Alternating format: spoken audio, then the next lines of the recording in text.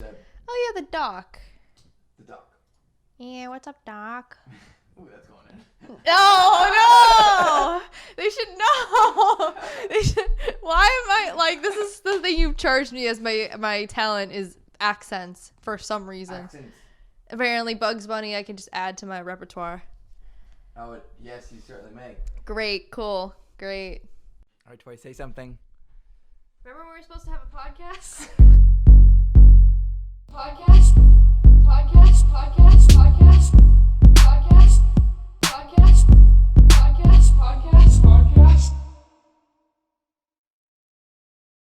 All right, on your mark, whenever you want to introduce the podcast. But I'm going to wait for you to I gotta introduce it? Oh, shit. No, I can do it too. No. We're both capable. This is sorry. an equal partnership. While you're drinking. Welcome to the LEM'n'TEA podcast. Welcome. I'm sorry. We don't have to use that one. No, let's do it. All right, welcome to the... We'll do it live. You don't choke. Okay. Welcome to the LEM'n'TEA podcast. Ever want ASMR of someone with a cough right in your ear? Well, you come to the right place. Welcome to the LEM'n'TEA podcast. I am T, and that is Lem. Hi. Are you staying alive like the Bee Gees? No, yeah, I feel good now. Thank you. Okay, you're welcome. I'm sorry to blindside you like that. That wasn't very cool. Like a blindside in Survivor, right? Like James. I just picked the first one. I was like, I didn't realize it was the most triggering of the ones we've seen so far. But yeah. even still, even now. But welcome to the LEM'n'TEA podcast. I've said that like 3 times, but thank you for coming back for episode 13. We're on episode 13 already. And the day of recording is obviously not going to be the day it's going to be when it comes out. But yesterday was Friday the 13th. Very was. Spoopy, coincidental kind of. Do you know if we'll have any more Friday the 13th that come up? I don't, and I usually track those because I didn't used to care about Friday the 13th. In fact, I was like, haha, it's kind of cool. But now I'm like, I really kind of buy into the bad luck of it. So Oh shit, did something happen? Yeah, that was Josh's bad car accident. Yikes. My husband. So there's no more Friday the 13th, thank God. Yeah, it was Friday the 13th when he got into a bad car accident where he his car was totaled and he broke his pelvis, and it was all because of a texting youngin. And then we lived in an apartment at the time, and somebody's like generator or something exploded or something. Like it was just black coming from one of the apartment complexes Jesus in our Christ. area.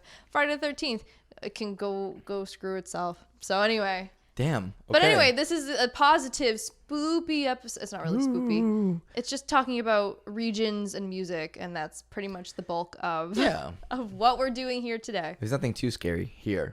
No, unless you live in America. Oh. I've already made this joke, but whatever. Yeah. So should we just go into that or what? We can go into whatever. I mean, it's pretty good. See, it was a pretty good. All right, we'll go segue. into it. So yeah, being a woman in America really sucks, or a person who can bear children or has the capability of bearing children in America really sucks. Why is that? Because they seem to be wanting to overturn Roe v. Wade. I don't know. I hate. First of all, I hate that it's mostly men dictating what women can do with their bodies. It's stupid, especially since most of them like don't even know basic biology of women. Like, it's just so strange. And second of all, that they pretend they care, and then the child is born, and there's no, not every single job has paid maternity leave. I don't think any real job has like paid paternity leave, prenatal and healthcare, or like if a mother has like postpartum, or if she just needs help in general with a child, and all of a sudden it's like, well, you chose to have the baby. It's all very like hypocritical and gross, and well, you chose to have the baby. That's how I imagine Mitch McConnell talking. Yeah, with his weird like, his voice. Because he looks like that creature from Pan's Labyrinth, like the weird one with the eyes. Oh yes. So like I've never seen Pan's Labyrinth. It's a great movie. I keep hearing that. I want to see it, but it's awesome. But I just imagine when he talks, that's how his hand just like has these weird, like creepy weird hands, because he's a creepy weird guy. Like just foul person, just in general. Yeah. Horrible man. Yeah. And he looks. Unfortunately, this is a stereotype that holds true. He looks like a turtle. I mean, 100%. Like a shell-less turtle. Shell-less turtle. Yeah. So yeah, it's just annoying. It's like, I don't know. There's a reason why like oh, I don't know. And I'm just it's just a frustrating topic that screw the patriarchy, man. No offense, but y'all suck. No, but why would I be offended by that? I say that. Oh, okay. I don't know, because Like- you are biologically part of that. I mean, But yeah. not like Yeah. in an intent. You just happen to be. That's just like who I am and what I was and am now. You So- just get a bad rap from people like the people in Senate who Well, I mean, like, pretend to care about children. And traditionally, the president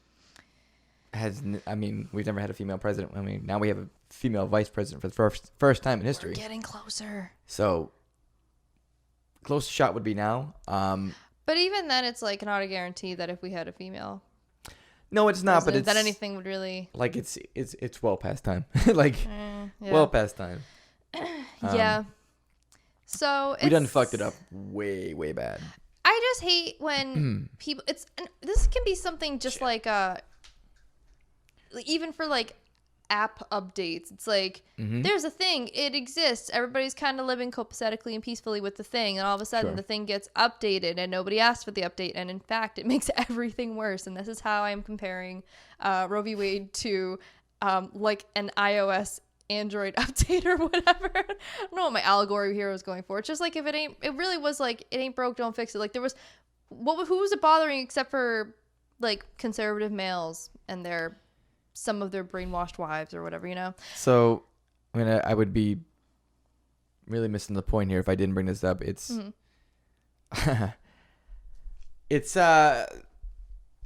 it might be a bit of a downer. Okay. I mean, this whole topic is a downer, but whatever. Sure, but it Yeah. might be even worse than that. So, like, sorry. First of all, I didn't mean it would be even worse than abortion or the right to not have one. No, I didn't think I that. meant Yeah. it might make it worse, like the whole topic. Oh, okay. So one is it's religion, which, I mean, I'm not saying like I want it to not exist, but Yeah. just we really should have that thing that we're supposed to have called separation of church and state. So your religious views, no matter what they are, no matter what religion you practice, should not impact anyone's life. Yeah. And like this is not like a thing where we're saying like, you know, if you're not pro-choice, you're wrong or whatever. Like the two things can exist like copacetically, you know, whatever, together. I can't speak words today. Like if you do not believe that, you know, babies should be aborted even if it is for a medical health reason, then you can dictate that over your own body. And then just leave everybody else who feels different alone, because then we won't feel like we have to like push this thing down each other's throats. And I don't even really know that it's super happening on, I don't know, I might be biased. I don't think it's happening where the pro-choice side is really pushing that onto, like I see so many license plate frames, Yeah. or like vanity plates that are like choose life or all Sure. this stuff, and that's great. But what And- are these people actually doing once life happens? Right, that too. And it's just like, if it's not hurting you, Shut the fuck up. you know. Also, this preconceived idea that Planned Parenthood is like a baby killing factory, No. when that's only like 25 or 20% of what they actually do. The majority of what they do is provide like health care and health consultation and, you know, essential and birth control, you know, Things that you need. the things that would make it easier for us to not have this whole big discussion on abortion if there was also universal access to No. free birth control. See, because it's God's plan for you to have that child. See, Yeah, that's just ask the Duggars, and all their kids turned out fine. All of them. All Every of them. single one. Nobody. all the Duggars are fine. None of them are in prison. Don't clip this out anywhere.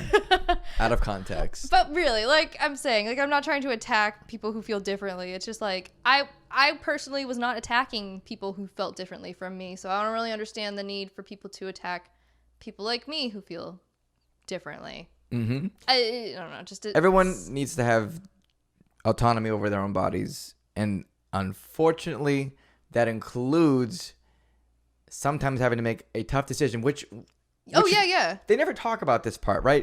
It's not like. So first of all, abortions aren't like a fun thing to get. No, nobody's like, It's like a horrible. I want my 5th abortion. Yeah. Yay, or whatever. Yeah, no. They punch a little card and Yeah, Jesus. get 4 abortions and get the 5th one free. oh my God. This is a really dark. I'm so sorry. All right, that no, part that's we fine. maybe need to cut out. I'm sorry. But No, anyone with the brain will understand what you're saying. Listen, that nobody thinks like that. Like that's Nobody. the point. Nobody thinks that like they're happy. It's not that they're happy to get an abortion. It's that like there are various circumstances that are, you know, dictating this choice. It could also be that the person is not ready to take care of a child. And what is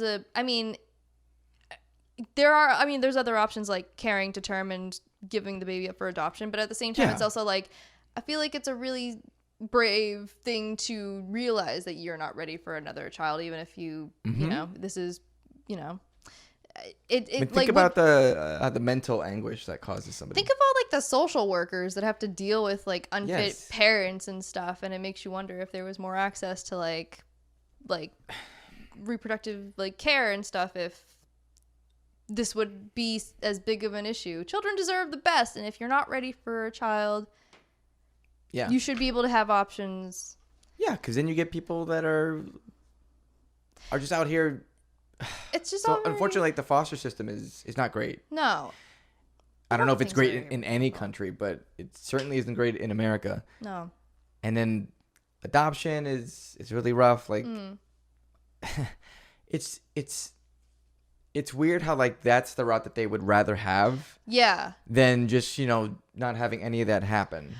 Or God forbid, like they teach sex ed in schools. Sure. It's like, it's Properly. going to give the children ideas. It's like, well, yes, good. Yes. It should give them an idea. Like, Yes. I don't know why it's so, like, I don't know. It just seems like such a weird thing to It's shelter crazy. teenagers from when they are, maybe not statistically, but let's say like pretty confidently say that they are at their horniest humans Yes. when they are teenagers. It's like, wouldn't you want them, even if they're going to be like somebody who sleeps around, wouldn't you want them to be able to do it in the most informed and safe way? With the contraceptive, like Yeah.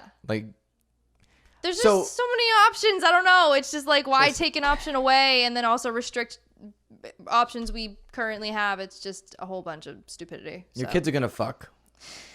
They are. They're all gonna fuck. Is this the way you're going to teach your kids Yes. when they're teenagers? Yes, because you know why?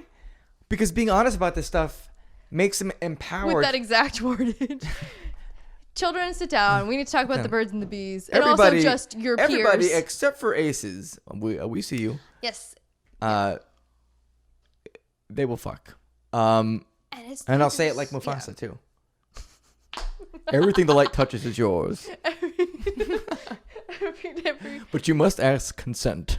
Yeah. Oh, yes. So, and that's important too. Mm-hmm. That doesn't get talked enough about, even for people or schools that do have sex ed. You know, Yes.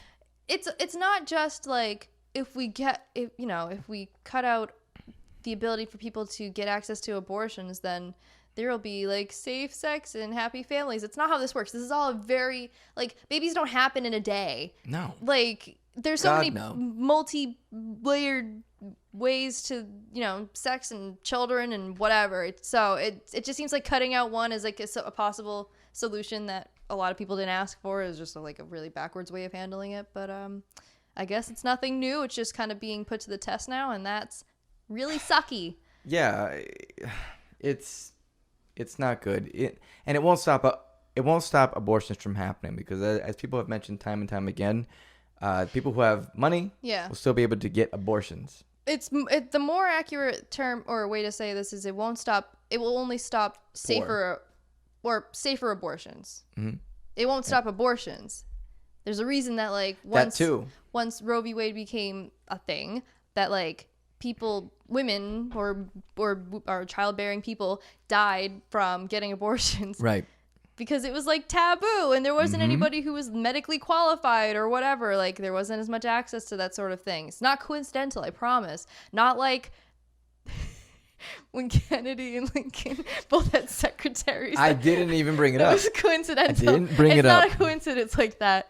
But yeah, we're trying Coincidence? to make. Ugh, I think not. no. I think we're both trying to make this a little more humorous because it's just so dumb. It's It just feels very like weirdly dystopian It in a is. really dark way. That's because it is dystopian. It's like it's exactly what it is. And the fact that like, so the other thing that I was gonna say earlier is like, it might sound very tinfoil hat. So just go with me here. Okay. They want more children. They want more children, so that way you can have more workers. That way you can. How about giving parents paid leave and also providing child care services for children, for parents to want to increase the number of children they have in their families, and not having it be overrun by like people wearing diapers. Like, it's funny to me, when I see something about like how in Japan condom sales are less than like adult diaper sales and stuff like that. Like, it's just like, again, it's not a coincidence. I wonder why this is a thing. Yep. Must just be because nobody wants to work anymore. Oh God, nobody wants to work including anymore, in bed. Right? So nobody wants to work anymore. No, nobody wants to work anymore.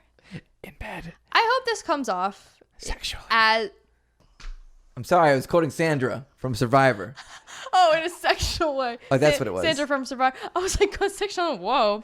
I was gonna say, I hope this whole discourse here doesn't come off as like us just making light of it. It's us trying to like. It's frustration. It's frustration, so it's like kind of a coping mechanism. Sometimes you just joke about things that are so absurd that it makes it feel a little bit better, even though it's really sucky. So. But what's not absurd is the fact that like it's gonna cause a lot of people pain.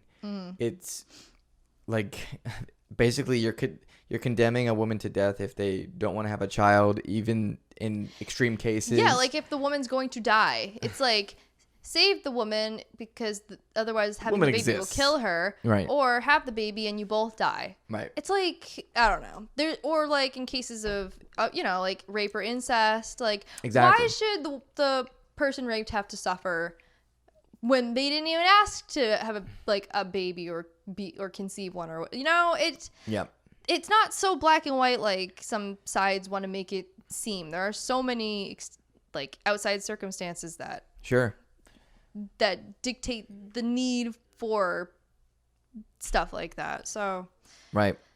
Anyway, I don't know. Real quick before we wrap up what we're saying here, and it was a big deal because like the Supreme Court has upheld this for a long time.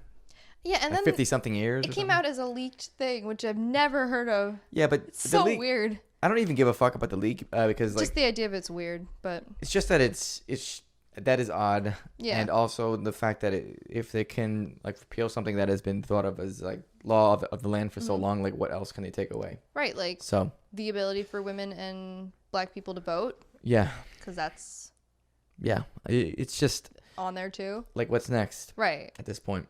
Slippery slope. I think I hate to say it, but it feels like the next thing to go would be LGBTQ. They are already cracking down things, on like they're increasing the minimum age for like youth to be going through like reassignment and everything. Sure. Trans kids and everything. I forget if it was one of the southern states. It's either Texas or Alabama, I think, and they raised the age to like 19. Cool. As the minimum for which like, and that's a topic that obviously we can't really speak on ourselves, but there are, because it's becoming more and more prevalent, because this is not a new thing. There's always been trans people.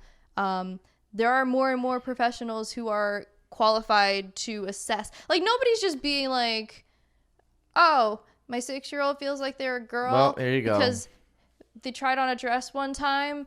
All right, time to change your private parts. Like, that's not happening like people think it is. There's a lot that goes into like the child psychology of confirming that there is in fact usually it's like body dysmorphia or something like that. It's a real thing. But I do think you're right in that it's going to be another like quote unquote liberal thing, which it's just Roe v. Wade isn't even like. It should not even be like a liberal thing. Like and politicians were never this as rigid as they are now. There were Republicans that believed in abortion. Like, they did exist. There were Democrats who believed in being pro-life. Like, it wasn't so starkly down the middle like it is now. It's like, God forbid they feel one thing different from the norm and they're suddenly like the other party. It's very backwards, this whole thing. It's very dystopian, like you said. It's weird. And just keep your eyes open because it doesn't look good. And we may be going to Canada, so keep your eyes open. Oh, wait, Canada, huh? Oh, Have you ever been to Canada? Funny you ask. Yeah. I just came back from Canada, and boy, are my arms tired. Oh, I butchered the joke. I flew in from Canada. God, what a great audience. Oh my God.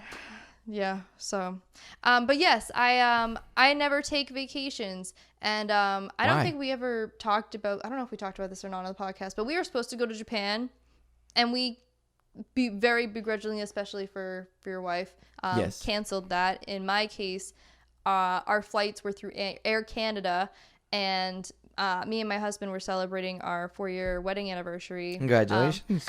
Thanks. But we got to go to Canada because we both wanted to go to different parts. He wanted to go to Quebec and I wanted to go to Montreal. So we went to both for our honeymoon, and then we went to Montreal for our first wedding anniversary, and then COVID happened. We've literally spent 2 years celebrating our anniversary like at home. Or last year we went to Longhorn Steakhouse, which actually is one of my favorite places, but it was just like, that's how I'm celebrating my anniversary. It was just like a little weird to me, but yeah, we finally got to go and travel outside the country, and it was a sense of normal again, kind of. So was anyone masked up over there or no? The airports were starkly different, because the mask, I think it was because the mask mandate was still in effect, like pretty clearly for big public spaces. Sure. There wasn't a lot of masks in the airport, the one in Boston we went to, but That's there good, were at a lot. least. Yeah. So, and it was funny too because when we were talking, Josh and I, to people who graciously spoke English to us, they were saying how like apparently the mask mandate in Quebec is supposed to go away this week. It was last one. We were there from the 5th to the 9th of May, and they said, oh yeah, next week they're getting rid of the mandate, and I'm like, oh, of course they are. Of course. The timing. So Gosh darn it. which is fine, but we wore our mask pretty much everywhere, so just in case, because America cares in the sense of you getting back COVID free. So like when we went from America to Canada, to get into Canada, we only had to show our vaccination cards. And you also have to download an app called ArriveCan, which for some reason always makes me think of like Narcan or something. ArriveCan. But it's like you put in your flight information, your passport information, your vaccination information, and that's how they can like allow. That's how they check on you and allow you to go to Canada. Yep. I deleted it now because I don't need it anymore. But you deleted it? Because I'm not going to Canada again anytime soon. So. Oh my God. But to get back into America, the Air Canada, the airline we took, they had like a list of like pharmacies or like testing stations to go to, so I had to schedule one before we even went on the trip, pay $80 per person. Good Lord. Just for like an antigen test, like a nose swab test. Shit, I could have brought my own from home. God damn. And then they email you the results, and the closest one, because Josh and I decided not to have a car at all. We took a taxi from the airport to our Airbnb loft, and we walked everywhere. So we walked, I don't know how many miles or kilometers it was, but it was a 45-minute walk to the pharmacy we went to. Jesus Christ, man. On the Monday when we were coming home. That's why I was like so wiped out. We went to the pharmacy, then we got a taxi for the airport, and we waited for our results, and then we were negative and went home. But yeah, we walked a lot. Good Lord. I don't know that I would ever recommend not having a car. I guess it was okay. It was fine. You did more walking in Japan. We did a lot of... I like walking. Like, the only good thing that came from the pandemic is I realized how much I like to walk as, like, a recreational thing. And the walking was good. There was a lot of steep stairs. I'll have to show pictures later, but yeah, they please. were very steep. But we went to see all, like, the old... buildings and stuff that Josh really likes. He likes his old buildings, and he's into architecture, huh? Yeah, so it was good. I'm not Canadian like you think I am. You're more Canadian than you think. I'm not, though. I just took a DNA test. Turns out I'm 0% Canadian. 0? Check it again. Maybe I will. My Definitely went up. my Scottish percentage went up. I am now like officially a third Scottish, which is crazy. That is crazy. Holy shit. I wonder if it did update, but Yeah, figure it out. we tried to do like when you go to a foreign country, because Mm-hmm. Quebec they speak mostly French. You want to try to do all like the not touristy things, but things that you couldn't do anywhere else. Okay. So we did a couple of those. Like Josh ate literally his weight in poutine, which is, if you don't know, French fries, cheese curds, and gravy, along with other stuff. You can get other. You can really customize your poutine nowadays. Yeah, you know. So, yeah, I am not at all Canadian, by the way. I just looked at my DNA. Africa. Thing. Yeah, I'm more African than Canadian, which is very weird. That's awesome. Anyway, poutine. We got crepes. We got other things. Oh my God! They had at a restaurant we went to. We really liked this restaurant. It was our second time back, and it was our last night. And the owner was there, and he gave Josh and I free shots of Yes. He said what was called Quebec's answer to Bailey's, and it's like this maple cream alcohol. Mm-hmm. It is so good. It's just like it's less coffee and more just like maple. It's really good. And we bought a bottle at the duty free store. Duty. Yeah. Yeah, it's so good. Nice. It was It was a hell of a time. it was local cuisine. The maple syrup was made in Quebec, so it was all very like How much syrup did you bring back with you? none actually. Really? Josh brought back maple syrup cookies for his coworkers, but Very cool. we just got maple alcohol. That was the extent of the maple. Maple alcohol. Because I actually don't like maple syrup, so. Yeah. I think I say all this about wanting to spend our time there authentically. However, there's a place we went to twice that is not uniquely Canadian. Okay. We went to a cat cafe. Oh, shit. Yeah. That is so cool. And we went an hour before they were going to close, so we didn't stay long. We left at like 7:40 because we don't want to be those people staying till the last minute, you know. So yeah. but then we went I back. feel ya. We went back for lunch, and all the cats were like more awake. I took tons of videos. There was one cat, fluffy cat named Sammy, who just decided to like sit on our table, just on the table. And eventually Sammy was sitting in a chair, a vacant chair at our table too, and everybody was like coming up to pet him and stuff. And oh my God, and they had my favorite kind of cats, the hairless cats. They're so adorable. Oh, the sphinxes? Yeah. Yeah. They're so cute. It was a great variety. It's called Cafe They Feline. freak me out. They do. They're cool. Like, it was fun to pet. I finally got to pet one. I'd never pet one before.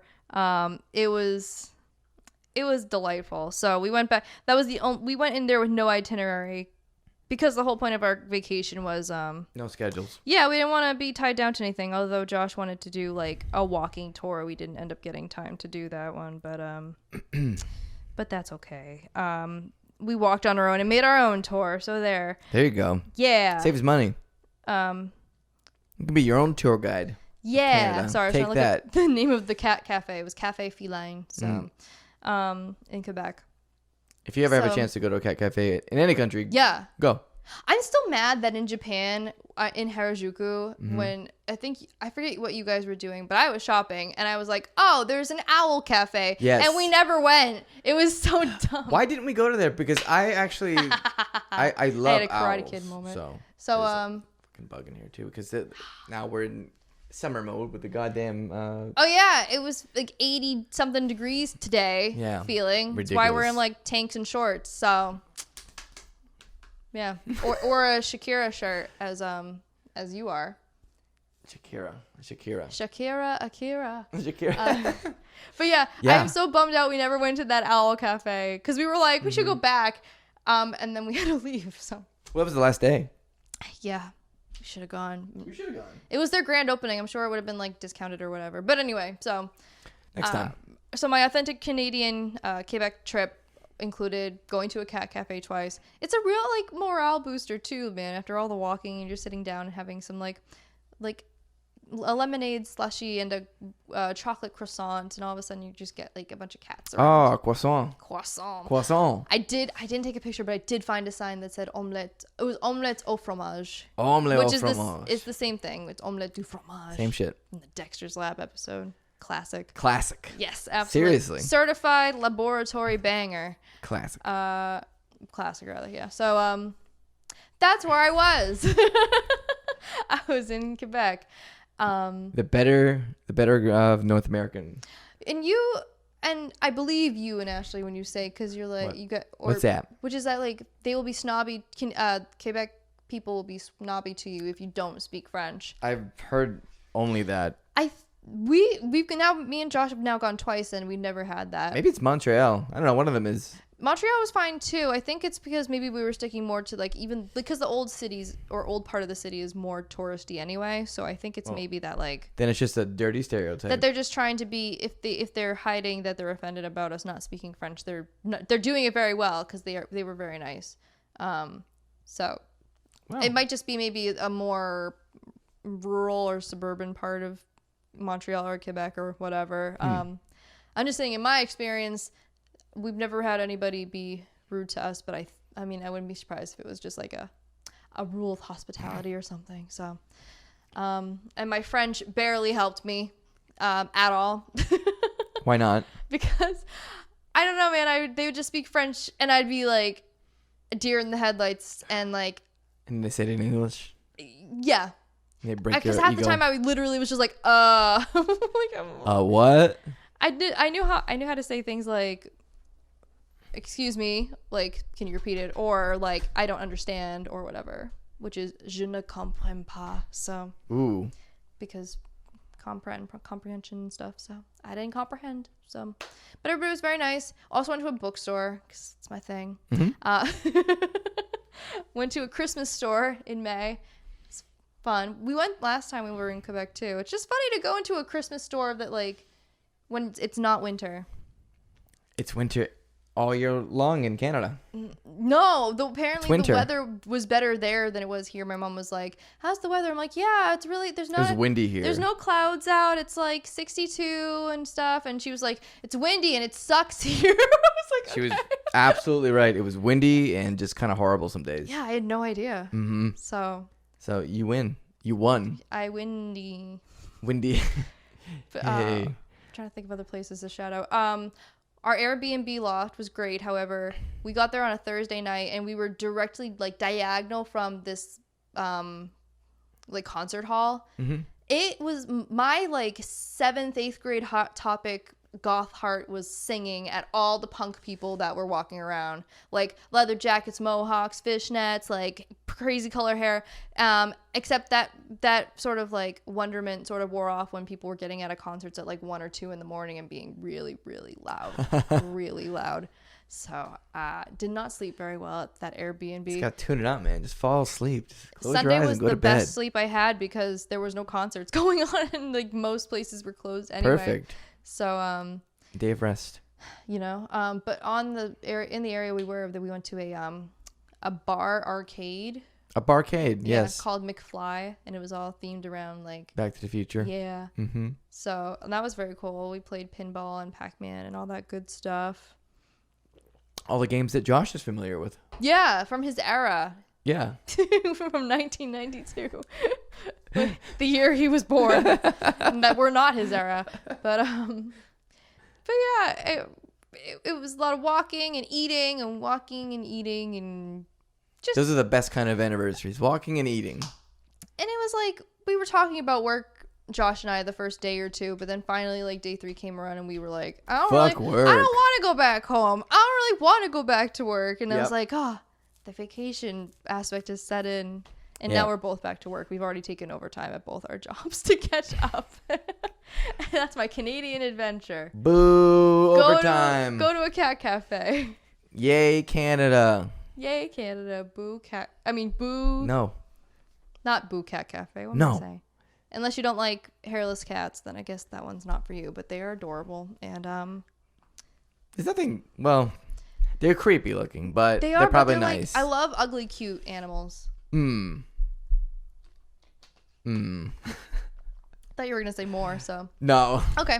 But anyway, I'm not Canadian. I just have Canadian experience. What can I say? C'est la vie. I don't know. I'm trying to think of something French. I was hoping you would end with a French phrase, and you did. La maison, la maison. It's all I kept thinking of when I was in Quebec too. Is any sign that said maison, I just thought of Dreamcatcher, because Dreamcatcher just released a song called Maison. This is not Tory's K-pop corner. I just wanted to point that out. It's Tory's K-pop corner. It's really not. I really don't have a lot to say about K-pop this time. For those who don't like it, you're welcome, I guess. But yeah, it's just like every time I saw the word maison, which is French for house. I suddenly heard like see my home in the jungle, see my home in the polar. It's like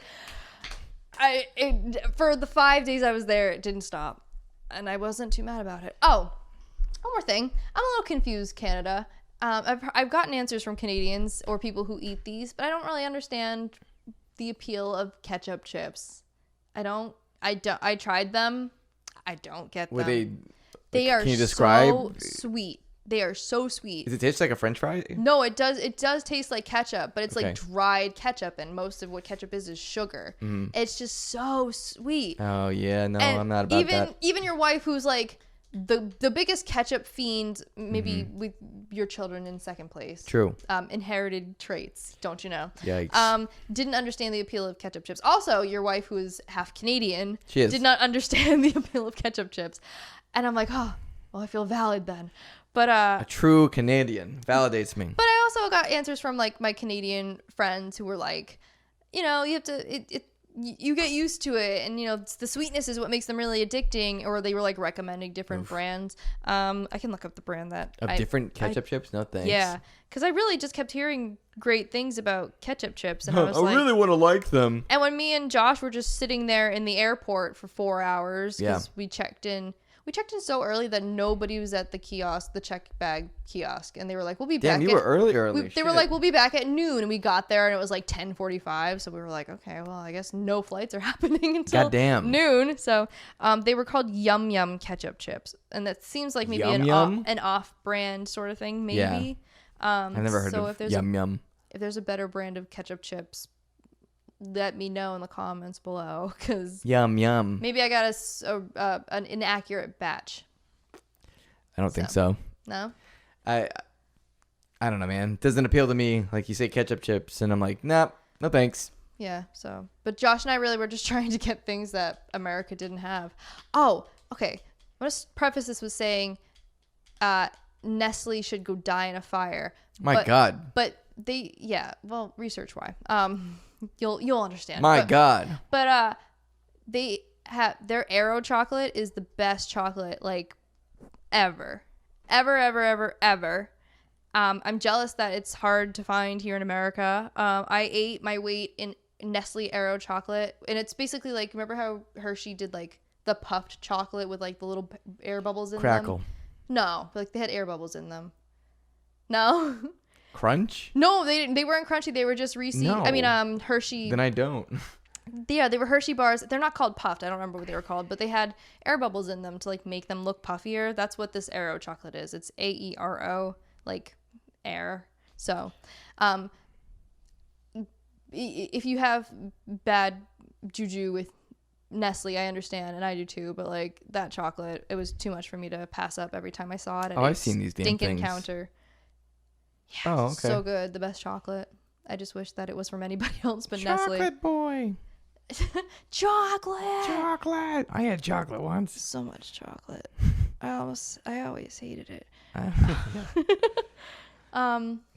That's cool. Yeah, food from other countries is awesome too. Yeah, and it was nice to just leave the house. Or even the town, or even the state, if I'm being honest. So here you go. Be honest. Yeah, this is my truth. Speak your truth. My favorite interaction. This is my last Canadian story because I'm taking up all the talking. No worries. Of this episode right now. We went to a comic book store, which the name escapes me right now. I can look it up, but they were I think they said they were Canada's like oldest running comic book store. Les Maisons. Oh my God. Comics. No, not Les Maisons Comics, but they were the oldest. They were celebrating their 40th year. And we went on a Saturday, which apparently was free comic book day, which I had no idea about. I had no idea it was free comic What did you book get? day. What did I get? That is a fabulous question. I completely forget. We had to buy a comic to get 3 comics free, so I bought a Teen Titans comic because, of course, I did. TT. I got, for free comics, I got a comic version of a graphic novel I already have. I just want to support the cause. I got an Avatar: The Last Airbender comic, and I got a Pokemon comic. Hell yeah. I almost got my mom, who loves Archie comics. I almost got her an Archie comic, but it was a newer one where it's like they fight zombies now or whatever, and she hates those. Like she hates. They still do Archie comics? Wow. Yeah. Shit. Would you believe it? It's being the little Reader's Digest or whatever it was. Yeah. The place is called Library Premier Issue. So which is just first issue library, first edition. And they were really cool. They spoke English really well there, and they were saying how comic books weren't really translated into French or whatever, so they just stuck with tradition, and they sold mostly English comics. Wow. Or comics that came from America. And the guy who worked there, he was talking to my husband and I. He was like, "So where are you guys from?" And we were like, "Oh, Massachusetts." And he said, "Oh, really?" He's like, "What's the best thing? What's your favorite thing about Massachusetts?" And we just dead ass looked at each other like, I don't have an answer for you. And I like Massachusetts, but I've grown up here my whole life. I've got rose-colored glasses in some respect. My family and friends are here. My whole life is here. So that's my favorite part. But if I had to pick a sentimental attachment favorite thing, I've got nothing. Sure. I probably could live in New Hampshire and be just fine. It would be no different for me. But and then before we could answer, Josh very sweetly, he said, "She's there, me," which was like, good answer. And I couldn't say the same for him because he's from Maine. Yep. So, yep. But he didn't even say most of his own family lives in Massachusetts. His immediate family is the one that defected off to Maine. So I was surprised he wasn't just like, my family's here. I don't know, unless I'm considered family or something, but yes, you're literally yay, I did it. That's what marriage is. Yay. Did you misunderstand the assignment? I guess so. Jesus. But anyway, so he said me, and then but before he had answered, the comic book guy was like, "What's your favorite thing?" "Oh, the lack of health care." And I was like, Mm-mm. I'm It's like, funny because it's true. But it was a very smart answer, and I just died. I crouched down to my knees and just laughed. That's so always hard. my fucking favorite thing to say about it. It's like, yeah, hey, you're visiting Canada. Yeah, I guess you're gonna be fine if something happens to you. If you get hit by a car, it's okay here.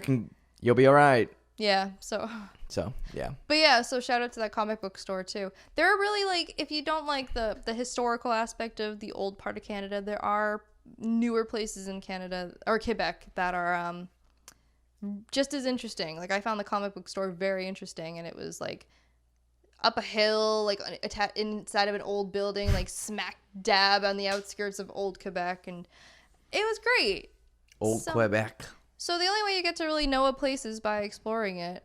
You don't probably have to do as many miles of walking as me and my husband did, but sometimes you see the best things just looking around, being in the moment, and being on foot and everything. So I agree 100%. You won't get to know the feeling of a new place unless you look around and try things out. Yeah. So go out and touch grass. Touch grass. Touch Canadian grass. Ooh. Or touch any grass, really. Any grass. Go outside. We can do that now. It's safer. Yeah. Even though the COVID cases are going back up here in Massachusetts. Yeah, I saw that the other day. Who could have seen that coming? But yeah, so that's everybody. all my random stories of my Canadian adventure that I can really think of. My husband got me this necklace, which has a giraffe on it, and book pages, which are literally my 2 favorite things on the planet. So incredible. I got him a dice box, a wooden dice box. Although I got that for him at PAX. Oh, it was the wormwood box. That was a cool box. Yeah, he thought so awesome. too, and he was like, "Oh, it matches my dice tower, the wood type." And I was Yep. like, Yes. I knew that, and I remembered it, and then I stored it in my brain for later. I really bought it because it was the cheapest wood, which is what he would have wanted. Right. Like he literally looked at the engraving of it and said, "Oh, honey, wormwood, that's so expensive." And I was like, I didn't want to say, "Don't worry, I got the cheap," because that sounds. I mean, even if he would have been okay, he would have definitely been okay with that. But it sounded like a weird, lame thing to say about a gift. Like I didn't put a lot of like heart into it because I didn't spend more than whatever the $35 it cost. But he's a fiscally responsible fellow who loves wood grains. So it's a win-win, and his dice all fit nicely in it, and it matches his dice tower. That is definitely a bio for somebody that is on Parler or like the new Truth Social. You know, fiscally conservative gentleman who enjoys wood grain. That's like a Ron Swanson quote. Put that on a t-shirt. It probably already is. So yeah, we had a nice anniversary. It was nice to be able to do that again. That's excellent. We won't go international next year, but I mean, unless we're doing something with Japan, who knows? I don't know. They're opening up to tourists in June. It's May. We exchanged our plane tickets in April. I don't know what you guys did with yours, but we don't have tickets anymore. I don't know. Maybe I think we're using them towards some other trip in August. So, you know. That's a good idea. Yeah. But yeah, it's like Murphy's Law. It's like we wait and wait and wait, like on bated breath. And Japan said, like, nah, tourists, you stay away. And like within the same month that we both like canceled or rearranged our tickets or whatever, Japan's like, you can come. It's like, all right, just this one time, guys. All right, just you rascals, just get in. Meanwhile, we're all sitting here like, oh my god, fuck? yeah, why? Okay. Why? Listen, I think we'll just replan. It won't be hard to imagine what we're supposed to be doing. Yeah, and I want to go. We were supposed to go for our even if we spent the whole time in Kyoto, like I would just be fine with that. Kyoto's great. Like that's the one place I was telling Josh, like, because he hates big cities and stuff like that. Well, he's gonna get the best of both worlds there. Yes, Hannah Montana. Right. I was like, I hope that he knows that I know what he likes, even because our styles of literally everything are so different from each other. He and I, but I really do know what he likes. Like, right.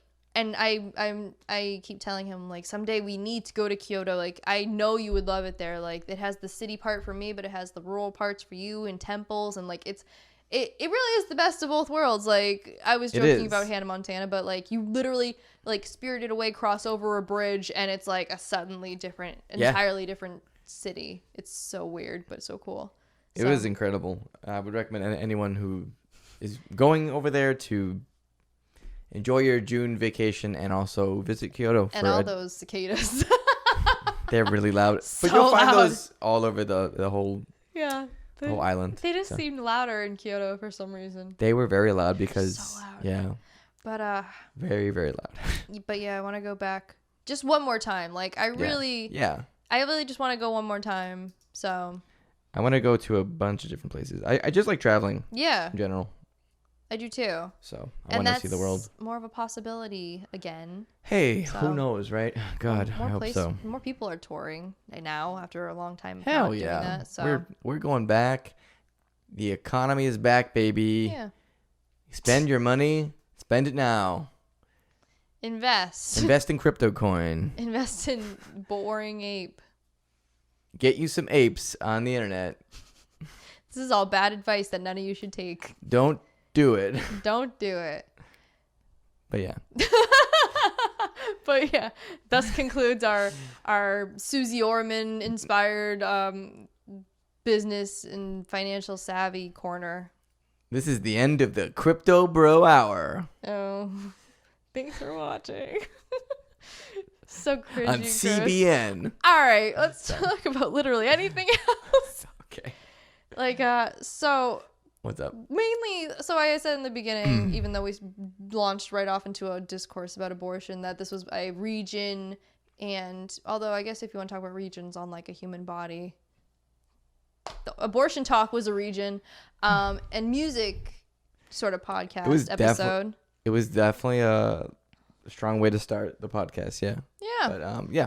But there's been some big old music happenings of interest due to certain people's breaks between musical activities, big old surprises and all that good stuff. I don't even know who to talk about first. There's a couple. Who do you want to talk about first? MCR, I think, is one I want to talk about first. My Chemical Romance. Because they just kind of like seemingly just dropped the track. They're back. Without even randomly saying anything. There was no promotion for it that I know of. I didn't see anything. No, me either. I looked on their socials afterwards and I didn't see anything. They were just like, yeah, here you go. And I don't think there was any leaks. I don't think so either. I'm trying to probably look at would have seen it, but and it was good. It was so good. It was a really good song. Okay, so like it's called my phone cut it off. It's called The Fountains of Decay.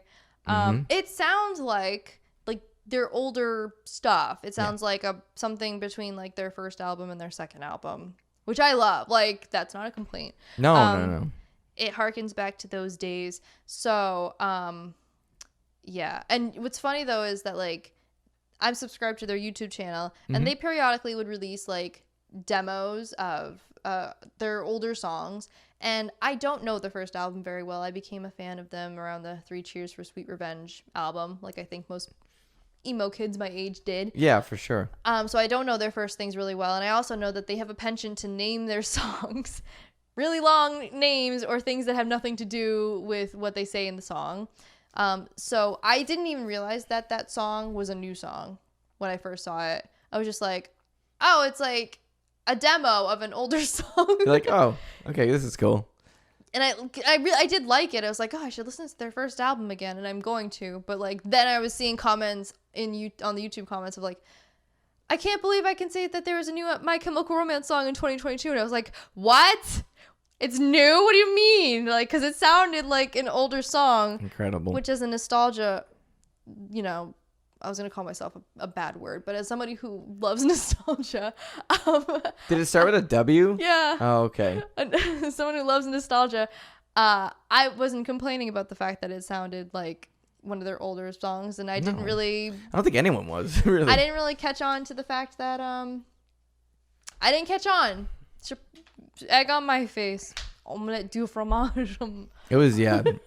What great news. Like, yeah, so good. So cool to see it. They're finally touring this year after a 2-year delay because of COVID. And we're going to see them in September. Oh, man. It's very exciting. I am so excited. It was hard to get these tickets, man. Like, I bought these tickets. Yeah. 2020, February. Oh, yeah, that's right. Before everything changed. Like, it was a few of us, like, in a chat. Yeah. Just trying to get things done. Mm-hmm. I'm so grateful for you guys. I had to work. Like, I came back to my phone after half an hour and I had 110 missed messages. I don't think you are grateful for that, but... No, I'm not grateful for the 110 missed messages, but I know you guys were, like, frantically talking to each other, so it was a necessary evil until you got off topic, which made up 70% of those 110 messages. Listen, do you want the tickets or not? Thank you for getting the tickets. You're welcome. You can send 110 more messages my way. But I might. I feel bad though because Australia is a place that they're also going to tour in, and I forget the circumstances why, but they had to push that part back to 2023, which is crazy to think about. That like this tour that they announced, 2 years ago. Was it? I don't remember if it was like early 2021 or if they announced it in late 2020 or something. What, this new one? No, just the tour in general. I don't remember. But it's like almost 3 years from the time they announced it to like when they'll actually even be able to go to Australia to perform. That's a big like good on them for keeping their promise to reunite for 2 years also. You know, if this is supposed to be like a last like grand finale thing, which with a new song now, I don't really know.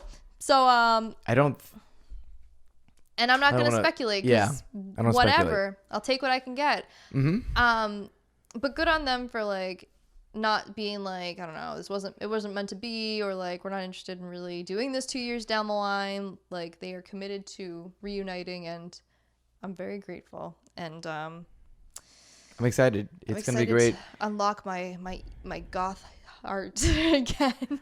Goth heart. My goth heart. My goth heart. Yeah. I just think of like, I don't know, that era that harkens me back to like MySpace. I never had one. I have no idea. No? It was interesting. No, I stay away from that whole thing. It bores me. I yawn when somebody even mentions MySpace. No. I didn't have any social media until 2010. And then you spent all your time on AIM. Yeah, back in the day. Yeah. Mm-hmm. But anyway, My Chemical Romance is back. Yay! Who else is back? Somebody else very, very important in the music world today. Yeah, but there might be even someone else on top of that. Hang on, let me think. Ooh.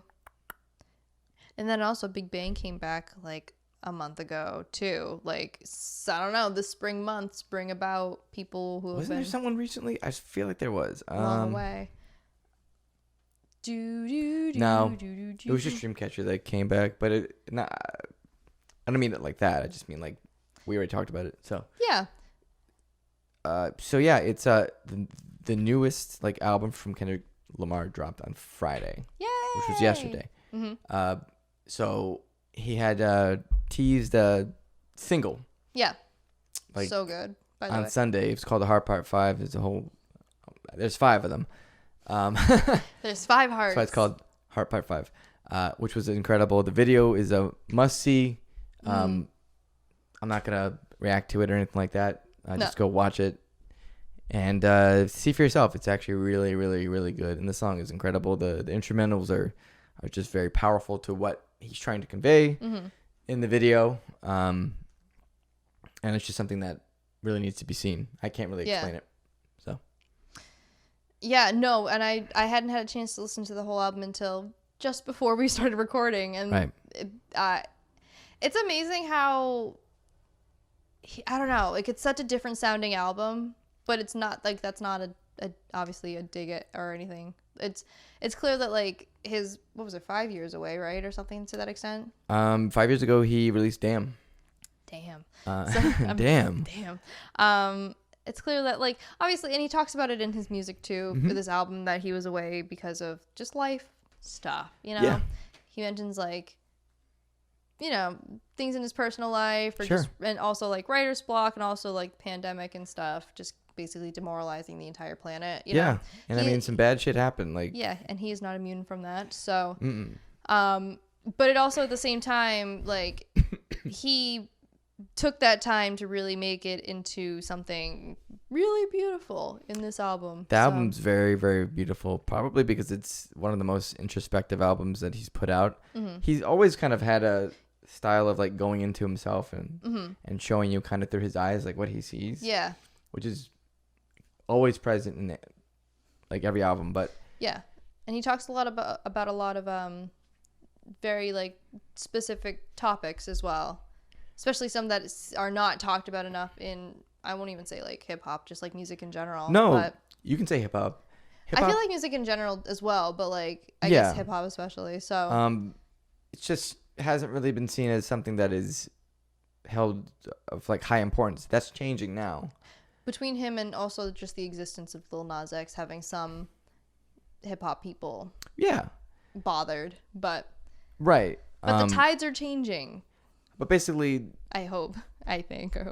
You know, it's like an embrace of his emotions in musical form. So it's a lot of him talking about how he feelings, how they kind of guide his actions, things in the past told from perspectives of like how he felt when things were happening, certain things. I really want you to listen to the album, so I don't want to say too much. Spoilers. It's a whole story thing. You know what?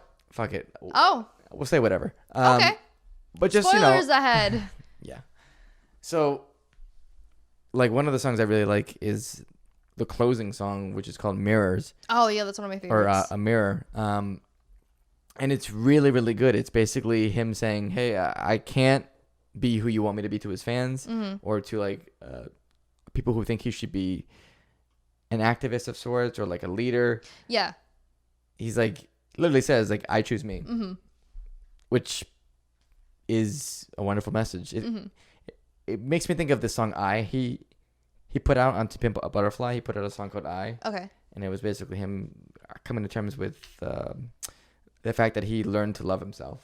Yeah, which So. you don't hear enough about. No, you don't, because traditionally rap, hip hop music is coming from a place of a lot of inequality and anger. And also presenting like a tougher image. Yeah, Because you got to project confidence with that sort of thing. you gotta be confident, But you can be confident and also be vulnerable. which I think he's really showcasing Yeah. here. Like, you can be vulnerable. He mentions going to therapy. Yeah, I was going to say that a one lot, too. Mm-hmm. which is fine. Yeah. He mentions the fact that he's a father now. He has 2 kids. Mm-hmm. I think that's them on the album. That one song. There's one of his kids I think is on the album. Right. So very, very cool. He's traditionally kept them pretty private, like, which is his right, you know. Good. Like, Just because you're a celebrity doesn't mean that your No, you don't have kids to should be show off your exposed to kids. that sort of stuff. So, but yeah, no, I really didn't know or give a lot of interest to Kendrick in the beginning. I'm kind of slowly learning more about him. I actually learned about him because he won a Pulitzer Prize. he did. Like it related to me in my literary world, and I was like, I don't know that ever really happens with musicians ever. I mean, it might. I to this day have never looked it up, but I always thought it was like kind of cool. And then nearly around the same time, he did the work for the Black Panther soundtrack, And that was which is incredible. such a good soundtrack. Yeah. Like, it's crazy good. And then you always, I don't know about always, but you've definitely been a fan longer of Kendrick than I have.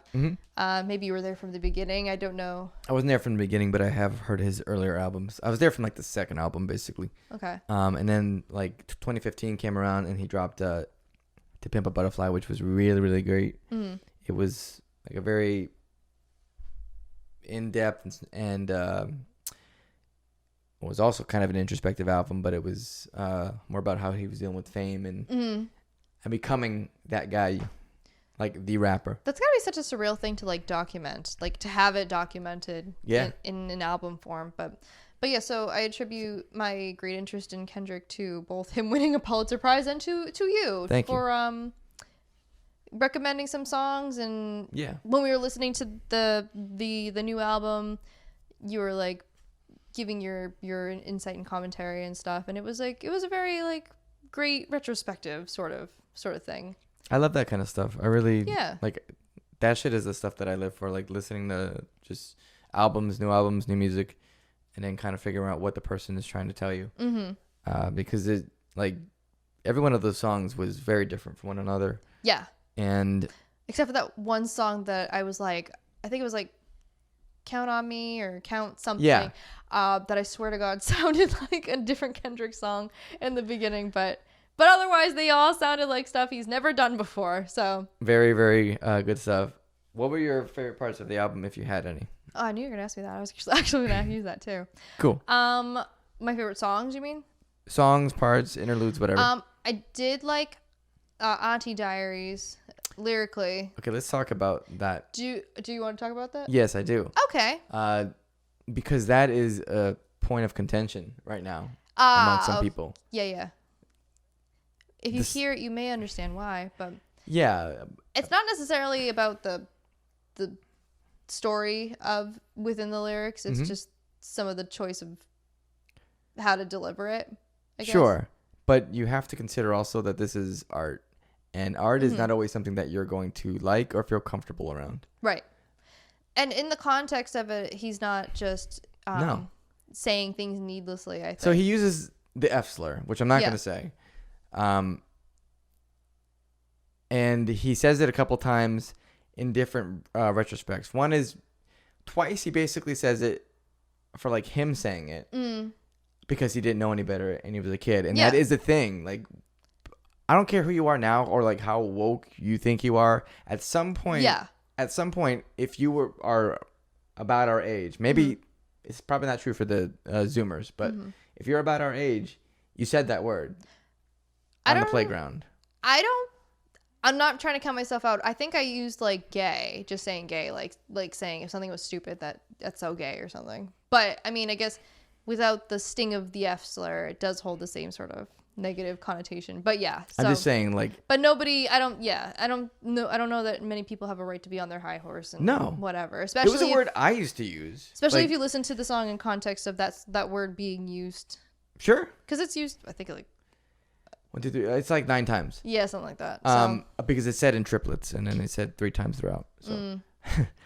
Not that we were counting. Weird that I know that. But it's like, I don't know. It's just a very different song, especially from him, and especially from like just a rapper in general. So with it being used not as a slur, but as like a.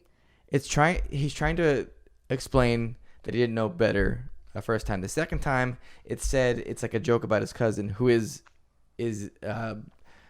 presenting more feminine. Mm-hmm. So the song's about 2 trans people. It's about in his life, yeah, who transitioned and is now a trans man, mm-hmm.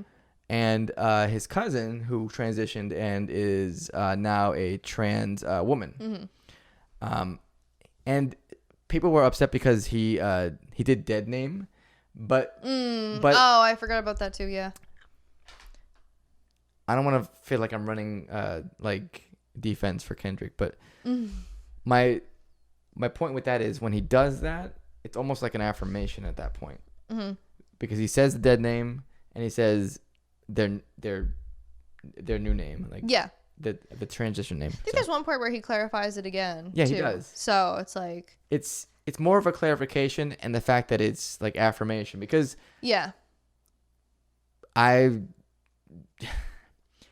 maybe people are perfect, right? But I have trans friends, mm-hmm. and do right, with the exception of some of them, I have accidentally dead named. Yeah, it just happens. Especially like for people you've known for years and years as one thing, like. That's what's kind of annoying about like all the gatekeeping that I see online. It's God forbid anybody make a mistake ever. Like it can't be something that was completely accidental. It was always malicious, and you were wrong, and you should go to hell or whatever. But I think that's a very vocal minority. Yeah, you know what I mean? It's just a loud minority. It is. But like the point is that you got to show that you are, that you are trying. Like as long as you show that you're trying and you're not like purposely misgendering or dead naming somebody, like, and especially for Kendrick, for people like his aunt and his cousin who he knew as his aunt, and then I do not remember the name. I won't dead name anyway. But like for people he's known his whole life, like you can't be like in a day, all right, I'm this now, and then it like not ever come up again, And he clarifies at the end too that he's like it's under control, like it is what it is. But one thing which I thought was really cool is I think I explained this, and I'm sorry if I'm saying it again. No, go ahead. But like at the end of the song, he talks with his cousin, and his cousin is like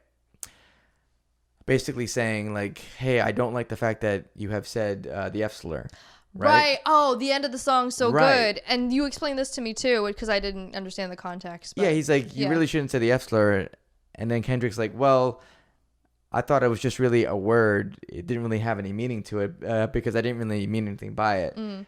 So his cousin references a concert. Like I think it was 2018 or whatever. Kendrick was on stage and he was performing. What song was it? I think it was. Dun dun dun. God, it's gonna drive me wild. A song. It was his own song. I think it was Backseat Freestyle. Okay.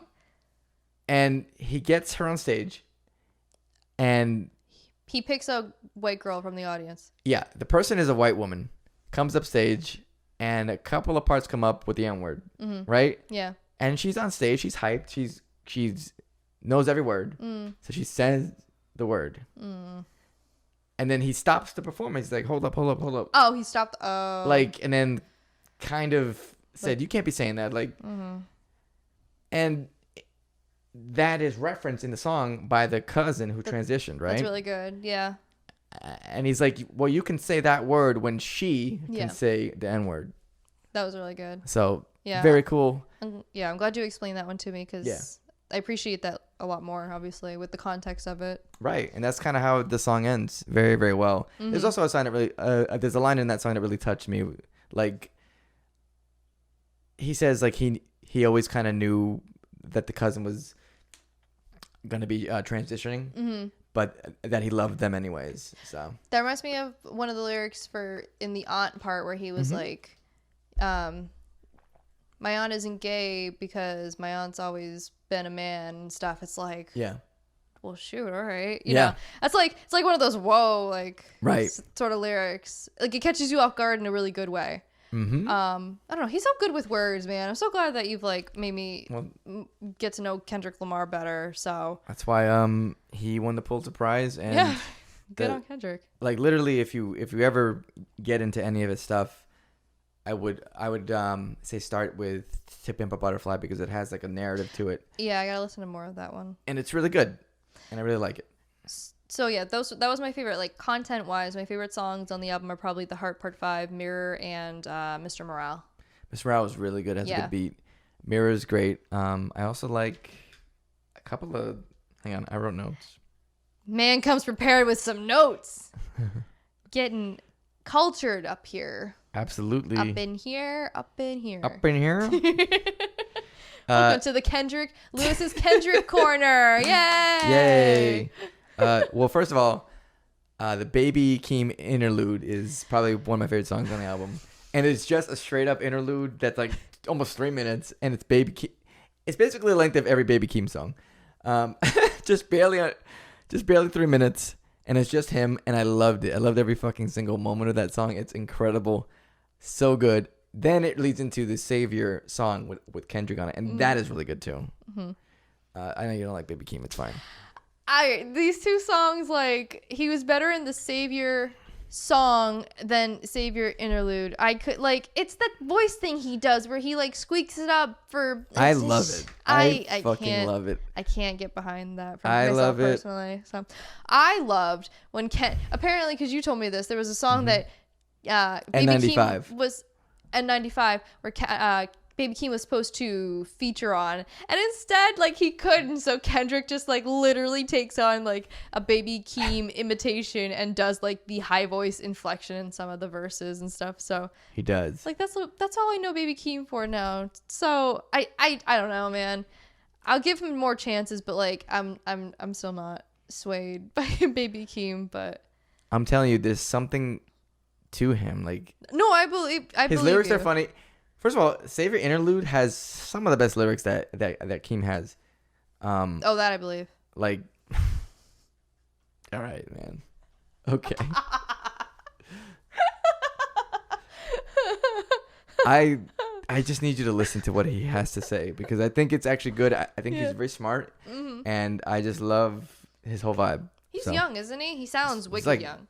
Probably like early 20s, I'm thinking. But they're cousins. So.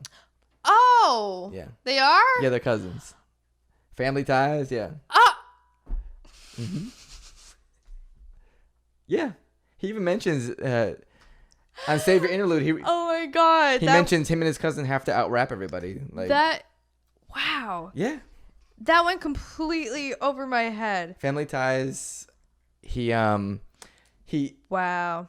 In the song, man, I'm gonna go way too much in this. But 21. He was born in 2000. So little. It's fucked up. His name's Hakeem. Hakeem. Yeah. Oh, they mentioned Hakeem on the album a couple times. Wow. Yeah. Wow. Yeah. Like, my mind is blown. Actually, so, I really didn't. That's why when I say I know there's more to Baby Keem, I know there's more to Baby Keem. All right, and that also explains like why he was able to get Kendrick to feature. Yes, for songs. On two like, songs. With when Kendrick being on like hiatus for 5 years, I'm like, what makes Baby Keem so special? He just got here or whatever. I'm like, so, Jesus, on Range Brothers, right, which is a Baby Keem song.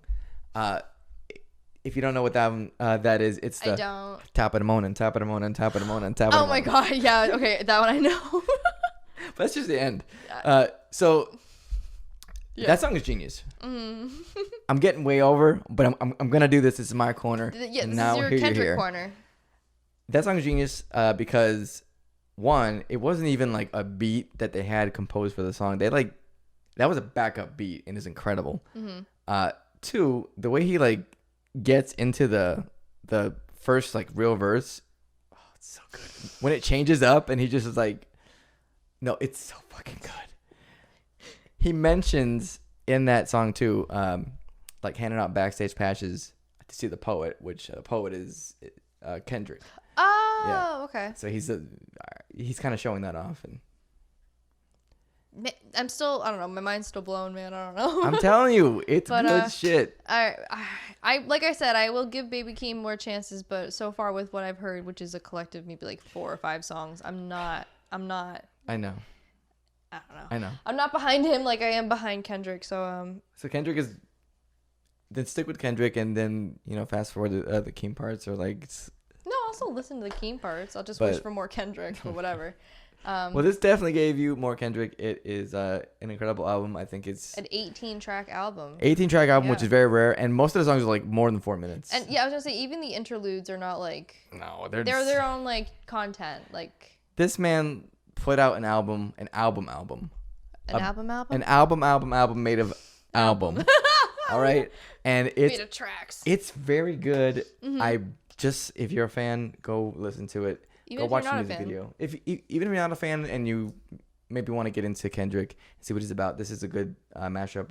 The thing that I came up with and I wrote down was that it sounded to me a mixture of like To Pimp a Butterfly, because it has some soulful parts on the album, and then and Damn, it's like they collided. Okay, so it is sort of like also what My Chemical Romance did, hearkening back to their, which I like. Can't move forward without kind of looking back and reflecting on your past a little bit, And getting therapy. It's important. Get therapy. It's good for you. Only if you feel like you need therapy, but even if you don't, sometimes it's... I think just talk to people. Especially an unbiased, like a person who doesn't know you, so you don't feel like you're being judged unnecessarily. That always helps. Absolutely. But anyway, so did you want to reflect on more stuff from your notes, or did you feel like you said all you needed to say? I probably am done. Let me just see if I have anything else here, because there's a song on the album that I really liked. It's called Father Time, and it's it's basically reflecting on like, I'll just read what I wrote. This is such a good song that explores the depths of toxic masculinity and how emotions for men have been discouraged by society and the effects that has on that same society. So yet another thing that isn't really talked about in music. So Ghostface Killah makes an appearance on this album. It's pretty good. There's a song that's kind of it reminds me of the song Kim. That one's a rough one. Marsha Mathers LP. But other than that, just fucking listen to it. It's so good. Listen to it. That concludes Lewis's Kendrick Corner. Yes, thanks for coming. So there was other things rapper related that happened too, right? Yeah, this one I'll make brief because I don't know a ton. And I don't know anything about it, but it seems, I mean, it's related, and we're here to talk about music, and here we are talking about music. Young Thug, I'm sorry, I cut you off there. No, go ahead. Young Thug and the YSL gang or group, whatever they're affiliated with, they were basically arrested, like earlier this week. Okay. On RICO charges. Okay. Racketeering. Racketeering. Okay. That's right. So it's a whole big thing. I'll read a little bit of this Rolling Stone article real quick. Okay. Young Thug was arrested Monday afternoon in Georgia on gang-related charges, according to online jail records. The Go Crazy rapper, legal name Jeffrey Lamar Williams, is accused of conspiracy to violate the Racketeer Influence and Corrupt Organizations RICO Act and participation in criminal street gang activity. According to the Atlantic Journal, RICO Act charge comes from an alleged offense committed in January 2013, while the gang activity charge is from alleged May 2018 incident. So they've been watching this motherfucker for a long ass time. 9 years is a long time. It is. That seems so unnecessary to like drag it out this long, I guess. Do you want to hear some of the charges? Sure. Read the rap sheet. Ooh. Get it? Because they rap, and also it's a rap sheet. Anyway, Damn. Go ahead. Double meaning. Let's go. Go ahead. Pulitzer Prize winner. Next one. Right here. Yeah. These charges include possession of marijuana with intent to distribute, possession of a controlled substance with intent to distribute, possession of sawed-off shotgun, sawed-off rifle, machine gun, dangerous weapon, or silencer, as well as several other counts related to gang activity. So basically, like, a whole laundry list. yeah, some gang shit, organizing hits and stuff. You know what I mean? Like, Yeah. so a lot of that stuff has happened. Him, another rapper called Gunna, was arrested as well, and I think somebody from YSL was also. I think they died today.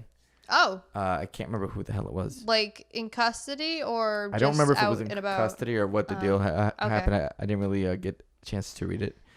YSL is reportedly the gang name. It's he says it's Young Stoner Life. I was gonna say it's young something, I'm sure. Yeah. Let me see what this is.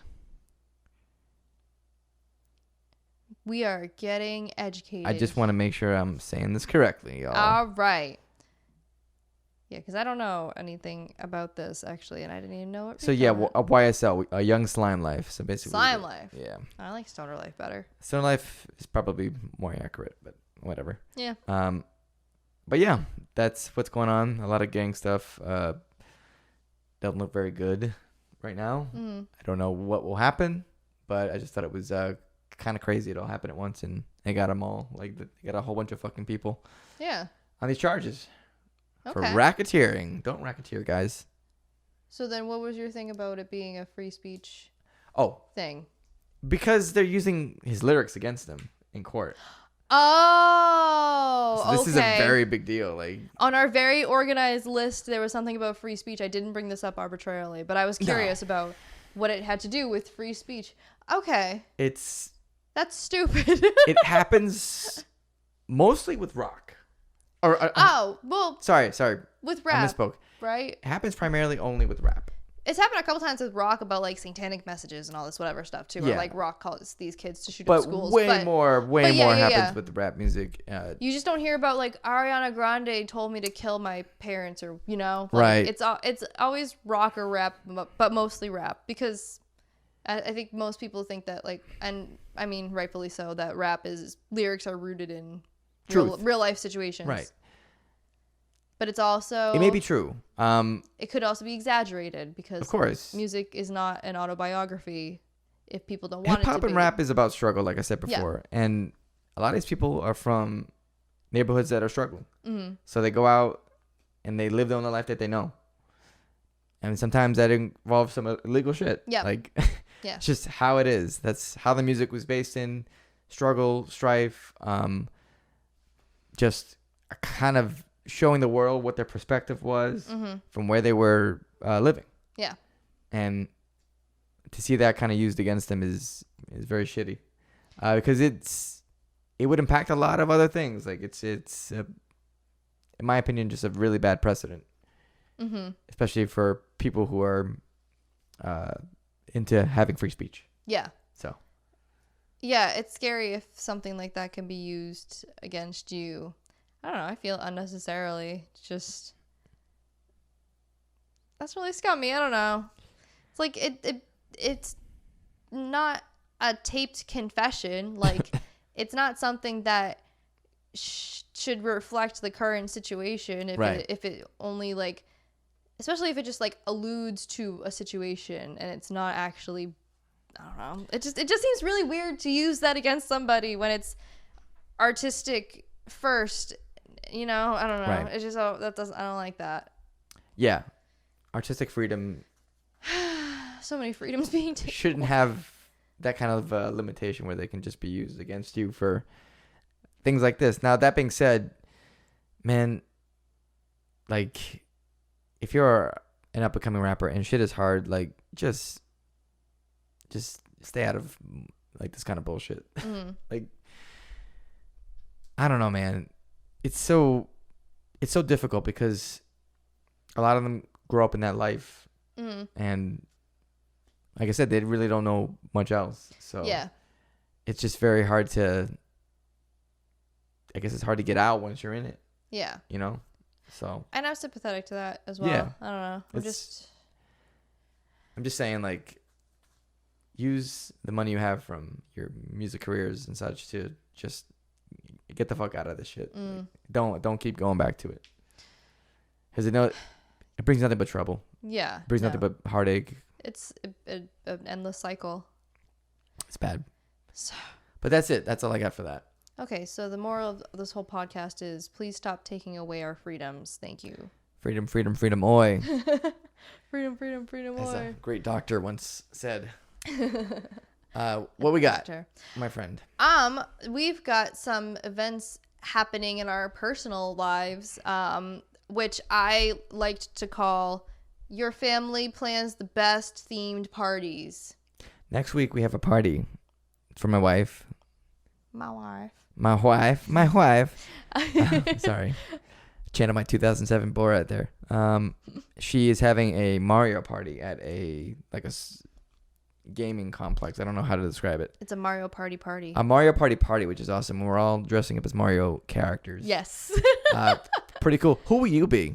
I'm gonna be the best boy, Wario. Oh, Wario is the best boy. He sure. is. Yes. See, I'm really glad that that's one of our core beliefs as friends is that Wario is the best boy. He is the best boy. I mean, I would still be friends with you if that was not the case for you, but it just makes me very I find solidarity with you and I believing that Wario is the best boy.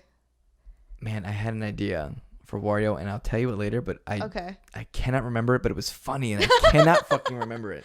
What, for the costume or? No. Oh, okay. I was gonna say I think I got most of my costume stuff all set. Who are you gonna be? I'm gonna be Bowser. Your costume so far is insane to me. Cause you really put a lot of thought into it. Like you got new shoes and stuff, and a whole hairpiece and stuff. It's I just did. So I have no problem with how anyone does their costume, but I didn't want to do how the fuck am I gonna pull off a dragon comfortably? Right.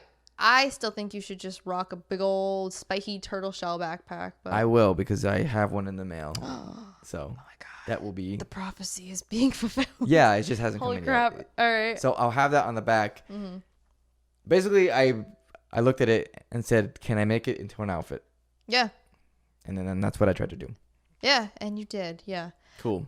Because I think the way that you had posted on our event thing was don't half-ass your costume. I'm like, oh shoot, I gotta up my game and stuff. So I got some stuff coming from Amazon. It's really just basic stuff. And Did I say that? I think you said something to that extent, Oh. or somebody did. I don't know. Shit. But I felt like it put some pressure. Some pressure? I was just Well, damn. Gosh, I just can't show up in Wario glasses with a nose and a hanging mustache and stuff. I think you probably could. It would be all right. I gotta put some effort into it.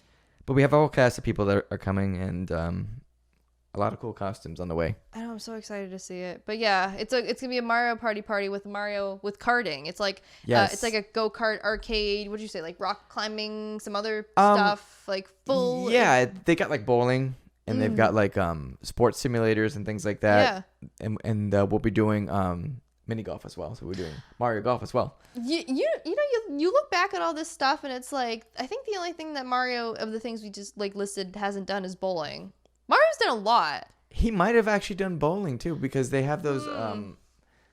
Okay, then Mario rock climbing. Okay, Mario. I don't think he's done that.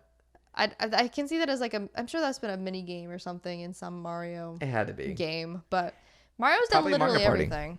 Yeah, So it reminds me of a book I read that I cannot remember the name of, but it was a book about the history of Nintendo and Mario and the whole marketing for Mario, which is it was really interesting. Ooh, I know what you're talking about. It's got a blue cover. I can't think of the name of it. I want to read that book actually. It's so good. And so it also talks about the legal battle between the name for Donkey Kong, right, and how the name for Kirby came to be because the lawyer that was helping Nintendo for the Donkey Kong case, his last name was Kirby, and as a way to say thank you, they named him Kirby. And you know what? Because it's a not common American last name, but I see it around. Yeah. And it's just funny Jack Kirby. Yeah. What he is? He's a comic book writer. Yeah, I was. Yes. But it's I don't know. I'm thinking of that name. It's and not also common. how it but I see it around. Yeah. And it's funny to think of the little pink circle guy Kirby, and it's a human last name, but I cannot think of any other I was thinking about that the other day. name that could fit Kirby better than Kirby. Because like my daughter is now obsessed with Kirby. Yeah, it's adorable. Like she like goes around like saying like hi. I know, you guys are so cute. And do you hear that screaming outside? Yeah, it's fine. It's very loud. I'm sure they're fine. I'm sure they'll live. They'll live. The book is called Super Mario, by the way. Nice. It's written by I wonder if it's at the library. Jeff Ryan. It is at the library. I will check it out then. But anyway, but yes, so your daughter really loves Kirby. Well, no, what I'm saying is like, it had me thinking that Kirby is a really fucking weird name for a video game character. Like, but that's how that came to be. And also like in the book, it talks about how I forget who they modeled Mario after specifically, but they wanted Mario Chris to Pratt. be. I was gonna do a Seth Rogen laugh again. It's not accurate. But I forget like some old cartoon. I want to say it was like Bugs Bunny or something where like Mario wasn't restricted to just doing like side scrolling like go in a pipe bash Goombas game, like that he was like a mascot of something that could do like he would fit literally any different kind of game. Sure. Like it's not that's why it's not weird to think about this plumber suddenly knowing how to like ride a go-kart or fly around in space or have a magical hat or like just suddenly appear on a game board or something. So it doesn't seem weird because that's how Nintendo marketed it very well. Really killed it with Mario. Yeah. So we're paying homage for Ashley's birthday. It'll be just like that. God, there was a person that used to make videos like back in mid 2000s, like Remy or something. Oh, the French guy who would cart around in France. Yeah. I loved that. He got in trouble a lot. He did get in trouble a lot, but he was funny. I don't know what happened to him. I want to believe that like maybe he was just one time getting in trouble too many, and he was just like, I should probably stop. But that might not be true. He might still be doing shit. Yeah, but oh my god, wow, that was a big nostalgia trip right there. Right. So that's what's happening next weekend. And speaking of nostalgia trip, in that same vein too, we are also in the midst of planning a party. I mean, it's a show that's still going, but it's our version of Survivor. Yeah, Scuff-vivor. Scuff-vivor. Because it's not gonna be nearly as good as the real thing. It'll be a little scuffed. It'll be a lot. But the heart scuffed. is there. Oh yeah, there'll be tons of heart. The good intentions are there. So good intentions, Marge. Oh, I want to pull up your description of Scuff-vivor because I think it's funny. It's a funny sell, but it was just inspired by the fact that like I have converted you to the Survivor side, and you're really into it, which I love because I'm into Survivor. And here is, barring the name of where we live. I'm ready. What you wrote about Scuff-vivor when describing it to entice our friends to join in. Are you pissed about the fact that our town has literally nothing going on? Okay, well maybe it does, but it's nothing too good. Well, good news. Now you can be in your very own edition of a home-based game show where the goal is to, oh yeah, you put Boston accents, outsmart Well, we say we live in Massachusetts, all the other players to be the very last sole Scuff-vivor. A handsome prize awaits, which we haven't decided yet. Also, what is the gonna be? We were planning this, and we were like, "Here's gonna be this. We're gonna do these kind of challenges, and here's what the immunity idol is gonna look like." There'll be a surprise. Well, yeah, will be a surprise. Prize awaits one lucky and talented individual as they traverse through challenges, earn immunity, and face betrayal in the wilds of our town. And then, so it's Scuff-vivor.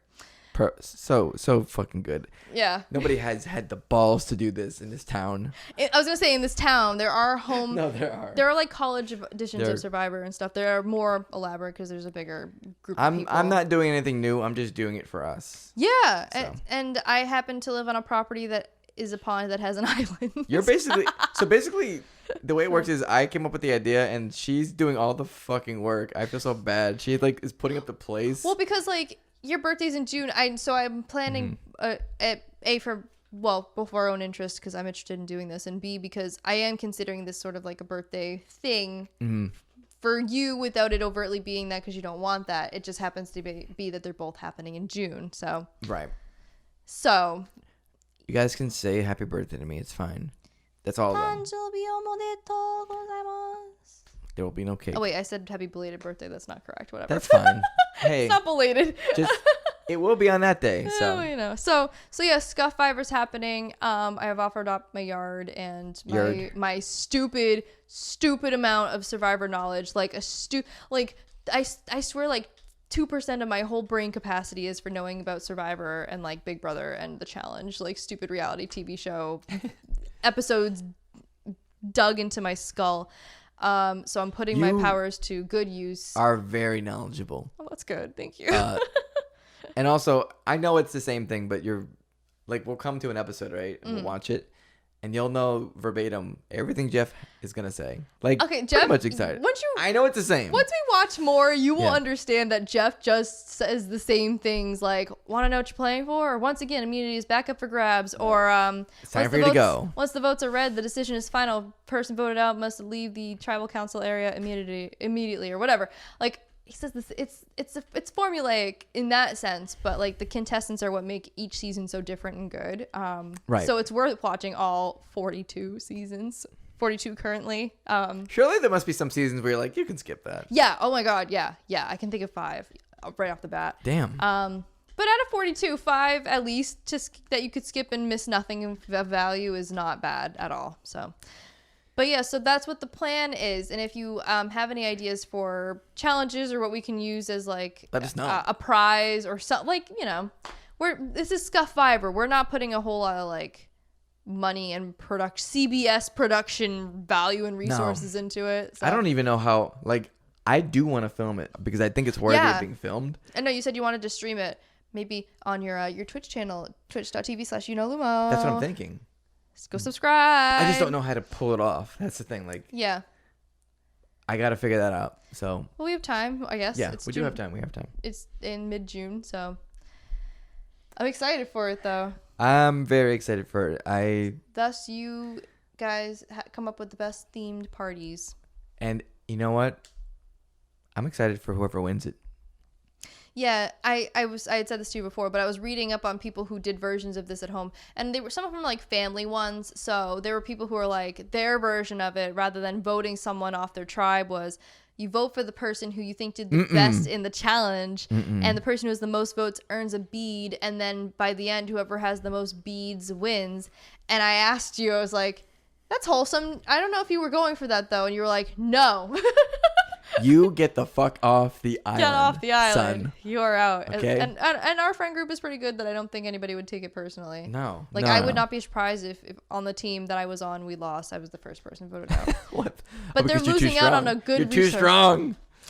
Knowledge is power, baby. You got to do that jury management. Oh, God. Good jury management. Yeah. I forgot about the jury part of it. Yeah. So it's hopefully something we can document to some extent and we can show some here. No, we have to document this. Like, yeah. I'm not saying it's going to be the most amazing thing you've ever seen, but you're wanting to make this sort of an annual thing too, right? You said this was the first Scuff-vivor. I guess it depends on how this one does. If it depends on like how everything goes. Mm-hmm. You know, if people are interested, yeah. Yeah. If they want to keep doing it, yeah, sure. Sure. Yeah, it's... If you want to be so gracious as to provide us some land. My land. So, and the pond. So, yeah. I'm excited. So excited. Yeah. I really want your mom to come out and see all the crazy shit happening. Oh, my mom, who was the one who introduced me to Survivor. Like, I take pride in the fact that it is the only show that is now still even going on that I watched from the very beginning in 2000 as an 8-year-old. Right. So yeah, definitely time. It's definitely been on a show for you should be forever. watching at 8. Yeah. Well, it was more like... It was tamer back then. Yeah. I mean, it's still not crazy now, though. The first season had a guy who preferred to be walking around naked, but otherwise... perfectly fine for but they an weren't 8-year-old. showing it. Whatever. No, it was blurred out, but it was, you know. It's also funny watching older seasons because some stuff does not hold up very well. Yeah. And some stuff may not have even held up very well when it first came out. Yeah. Like, you know how we were talking about those, like, the that's so gay, like, thing. That comes up into some older seasons of Survivor. That they just air on TV. And you look at it now and it's like, ooh, oh, Jesus. Like, okay. Rupert with his skirt and people making fun of him. Oh, yeah, we're watching Pearl Islands, and Rupert the pirate is the best pirate to ever pirate. He's my pick to win. Mm-hmm. He's my pick to win. Yeah, so. But yeah, I'm very excited to do this. I'm very excited to see everybody kind of like running around and doing all this weird shit. I'm very excited to have a prize and have somebody win, even if it's not me. No, I or you or yeah. anyone who's like into the show, even if it's someone who's completely brand new. I think that would almost be the best thing. Would be if no, fuck you. Actually, I want to win. Fuck you. Wow, all right? you were really going for it. Like, I'm fine as long as everybody has fun. I was, but I'm like, no, what? Fuck it. All right, so friends of ours who are watching are IRL friends. It is. Lewis will take personal offense if you I vote him out will first. try my hardest to do an I2. I24 for somehow. Okay. And good luck to you, my friend. So Right. I don't think our knowledge of Survivor will help us very much, so it is what it is. I'm excited to see how it can go, though. For at-home Survivor, you had to do half of the ones I kind of had come up with already were ones that half of were based on real Survivor challenges, and the other half are like games you could just play anyway. Like I'm thinking of a beanbag toss one. Like the one I was watching, or the one I was reading about for the family edition that someone did, they went to their beach, and I was like, I don't want to take anybody to our beach. Our beach is terrible, and it's not. I'd rather just use my backyard. So it is what it is. But yeah, we could, like I said, if it gets any traction, and I mean this strictly like among the friends, if people want to do it or they think it's fun and they want to continue doing it, I'm up for doing whatever. Season 2. Who knows? Maybe we'll go to the beach one day or go to the beach. Like one season. Yeah, season 2. Season 2. But yeah, I just think it's gonna be fucking hilarious, running into that pond, going to that little island.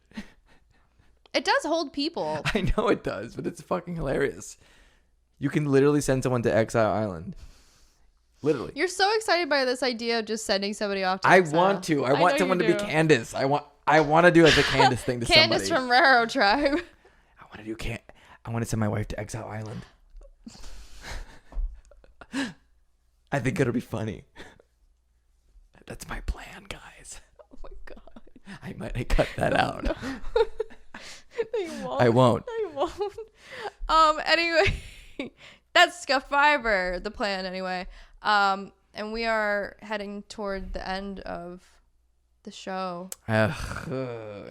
I do, however, just want to spend, and I will keep it hopefully short. I want to gush over my favorite Netflix show right now that I also want to have a season 2. It's called Heartstopper, and it's adorable.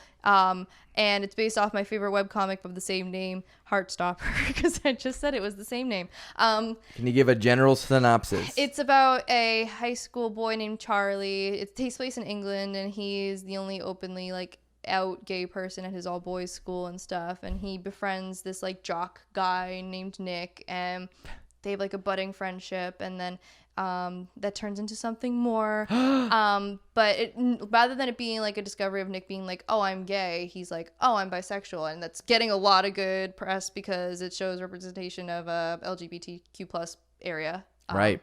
That is not very often represented, because usually it's like you fall in love. If a boy falls in love with the first boy, it's like, oh, I'm gay, which obviously can be, but there's also other spectrums to it. Sexuality is a big spectrum. So there's also Spectrum cable. There's also a lesbian couple on there, and there is also a straight man, or straight, he's a teenager in the show, straight boy, and also a trans woman, and who is played by a trans woman in the show too. Pretty awesome. So they do like full on like very like full representative casting. This isn't no Scarlett Johansson bullshit, right? Oh, Ghost in the Shell, you mean, or just in general? Just in general, like how I they was get like, when did she play a trans man? No. They got so she played like Moriko, and then in Ghost in the Shell, an Asian, very Asian, and there was also like I don't know, I never seen the movie, but Tom Cruise was in a movie called The Last Samurai. Oh, I don't understand the context of it, but he's not. I don't know. He's just not Asian. Yeah. That I know of. There's no misrepresentation of race or gender. The person who plays Charlie, the gay boy, is also gay in real life too. So like, yay, representation. I think one of the girls in the lesbian couple is also she at least is attracted to women. I don't know if she's a lesbian or not, but So it's great, and the webcomic is great. The webcomic is obviously well far in advance of the show, but it has its conflicts, but it's generally a very wholesome show, and I've like already watched it twice, and I never watch a show more than once in that span of time. But like it's Jeez, I never do either. It's an 8-episode show, and each episode is a half hour. Like it's a very short show. Not bad then. And it's adorable. Like it is so cute. It's so cute. And I watched it with Josh, and he loves it too. Like it's just a great like turn off your brain kind of wholesome show. So I really want there to be a season 2 because there's so much content to work with for a season 2, and the world deserves it after the crappy 2 years we've had. We just want some wholesome fluff stuff. Yeah. So give us a Heartstopper season 2. Heartstopper. Or give me death. Do they use the song Heartstopper by Mariah Carey? No. Okay. I think that might be too out of their budget. Wait, am I off on? But real quick, I gotta make sure that I'm right about that. Okay. And that's going to be how we finish this segment of me gushing over this show of adorable people and A+ representation. So, yay! Very exciting. Survey says... I think I'm wrong. My bad. Oh, no! Oh, no. A song was called Heartbreaker. My bad. Oh. Yeah, not Heartstopper. Okay, well, maybe if they ask nicely, she can make a song called Heartstopper. Maybe. You have to ask Mimi. Anyways... I think we're going to wrap it up here, right? Yes, that's going to do it. So, thank you. Do it to it. Thank you guys for watching or listening and or watching. Hopefully you're listening first before you're watching. If you like what you heard and you want to hear more, whether it be music takes or, I guess, social, political takes or whatever we kind of want to talk about here on this futon, please consider subscribing to LEM'n'TEA Podcast. And follow our socials at LEM'n'TEA Podcast, both on Twitter and on TikTok. I make the TikToks, and I'm very proud of that. So we both do the Twitter, and we're very proud of that. He edits the YouTube, and he's very proud of that. So I'm proud. Please validate our pride, and please consider following them all. Or if you want to check us out individually, he is at twitch.tv/UnoLumo. He's just started doing Sonic. Yeah, Sonic Adventure 2. Chronic Sonic, just kidding. Chronic Sonic, a 20-year-old game that barely worked with the controller I have now, which is a PS5 controller, and I screamed a lot. Oh, yesterday. Really? Oh, no. Oh, I spent like 30 minutes just cursing. Sorry, I missed that. Oh, no. It was not on stream. I was just... I was like, okay. God damn it. How come I can't play this fucking 20-year-old game? Jesus Christ. I expected this to work as well as it did 20 years ago. It worked back then. Why can't it work now? So if you want... Well, probably not more of that, but if you want him to talk about the setup before going live, that is what you want to do. Live. You want to follow Lumo. Would you like me to plug your YouTube or your Twitter? I'll let you choose. How about that? I'll do both. All right. You can follow Tory here at twitter.com/trippydes. That's TRIPPYDESU. Like the true weeb I am. Weeb. Or if you want to see some hot takes on old episodes of Glee. Just Am I K-pop. right about that? K-pop, my bad. Just K-pop. Sorry. Glee was trending earlier today on Twitter, though. It's such a terrible show, but I love it. But I've never seen it, and I never will. But yeah, old K-pop, J-pop, C-pop, anything in that area of news, pretty much. They're old, though. If it exists in Asia, she's heard it, and she's listened to it, and you should ask her. You can find her at youtube.com/AzarazFlame with 2 E's. Yo, yeah. I'll put a graphic on. Okay. Sure. The graphic's already been here, hopefully. But thank you guys for checking this out. And Seriously. We will see you in the next one with more fun stuff, the lighthearted, good old corner talk and whatever else we feel like talking about here on this futon. And thank you for checking it out. Thank you so much, guys. Thank you. Bye. Bye. Bye. Bye. You did it. Good job.